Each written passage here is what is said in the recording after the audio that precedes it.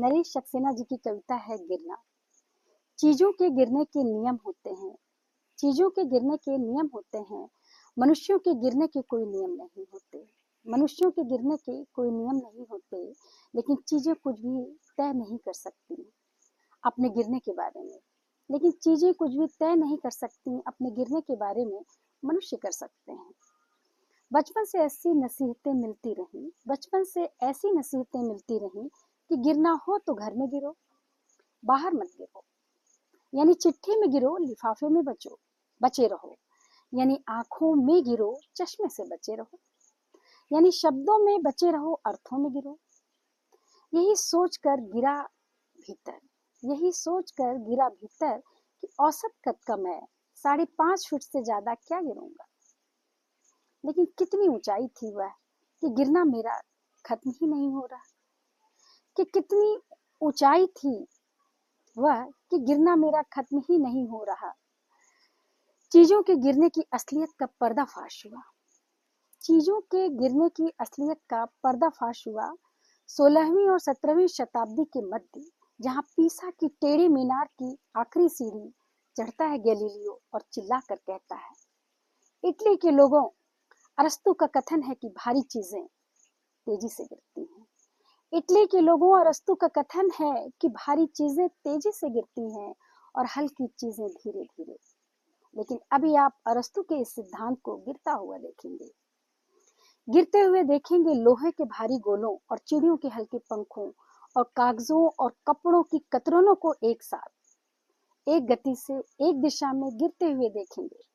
लेकिन सावधान, हमें इन्हें हवा के हस्तक्षेप से मुक्त करना होगा। और फिर ऐसा उसने कर दिखाया। 400 बरस बाद किसी को कुतुब मीनार से चिल्लाकर कहने की जरूरत नहीं है कि कैसी है आज की हवा और कैसा इसका हस्तक्षेप। कि चीजों के गिरने के नियम मनुष्यों के गिरने पर लागू हो गए। कि चीजों की कैसी है आज की हवा और इसका हस्तक्षेप। कि चीजों के गिरने के नियम मनुष्यों के गिरने पर लागू हो गए हैं। और लोग, हर कद और हर वजन के लोग, खाए पिए और अघाए लोग, हम लोग और तुम लोग एक साथ एक गति से एक ही दिशा में गिरते जा रहे हैं। इसलिए कहता हूं कि गौर से देखो। इसलिए कहता हूं कि गौर से देखो अपने चारों तरफ चीजों का गिरना और गिरो। इसीलिए कहता हूं कि गौर से देखो अपने चारों तरफ चीजों का गिरना और गिरो।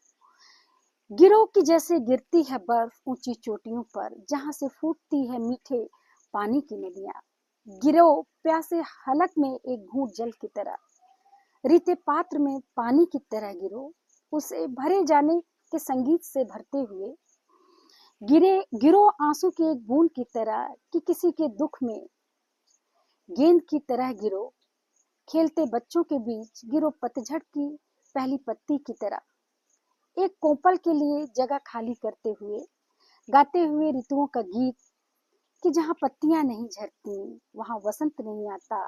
गिरो पहली ईंट की तरह नींव में किसी का घर बनाते हुए। गिरो पहली ईंट की तरह नींव में किसी का घर बनाते हुए। गिरो जलप्रपात की तरह टरबाइन के पंखे घुमाते हुए, अंधेरे पर रोशनी की तरह गिरो। गिरो गीली हवाओं पर धूप की तरह इंद्रधनुष रचते हुए। लेकिन रुको, आज तक सिर्फ इंद्रधनुष ही रचे गए हैं। लेकिन रुको, आज तक सिर्फ इंद्रधनुष ही रचे गए हैं, उसका कोई तीर नहीं रचा गया। तो गिरो उससे छूटे तीर की तरह, बंजर जमीन को वनस्पतियों और फूलों से रंगीन बनाते हुए, बारिश की तरह गिरो।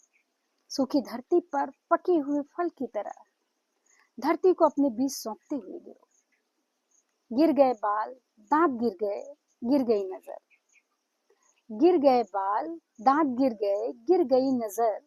और स्मृतियों के खोखलेपन से गिरते चले जा रहे हैं नाम, तारीखें और शहर और चेहरे। और रक्तचाप गिर रहा है, तापमान गिर रहा है, गिर रही है खून में मिकदार होमोग्लोबिन की। खड़े क्या हो बेजुके से नरेश, खड़े क्या हो बेजुके से नरेश, इससे पहले कि गिर जाए समूचा वजूद एक बार भी।